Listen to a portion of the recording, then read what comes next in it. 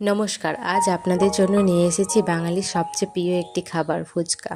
পুরো দোকান স্টাইলের মুচমুচে ফুচকা বানানোর জন্য সর্বপ্রথম আমি 1 কাপ ময়দা, 1 কাপ সুজি ও 2 কাপ আটা নিয়ে নিয়েছি। হালকা নুন দিয়ে ভালো করে মেখে নিলাম। শক্ত করে মাখতে হবে ডোটা।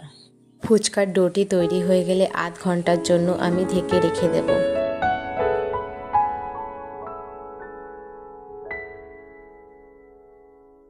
আধ ঘন্টা পরে আবার একটু মেখে নিয়ে ছোট ছোট লুই তৈরি করে নেব। এবার আস্তে আস্তে সমস্ত লুইগুলিকে এইভাবে বেলে নেব। একটি কড়া গরম করে তাতে সাদা তেল অ্যাড করব। একে একে সমস্ত ফুচকাগুলিকে ভেজে নেব। রেসিপিটি ভালো লাগলে একটি লাইক, কমেন্ট এবং শেয়ার করে দেবেন। এই চ্যানেলটির পাশে থাকার জন্য চ্যানেলটিকে সাবস্ক্রাইব করে দেবেন।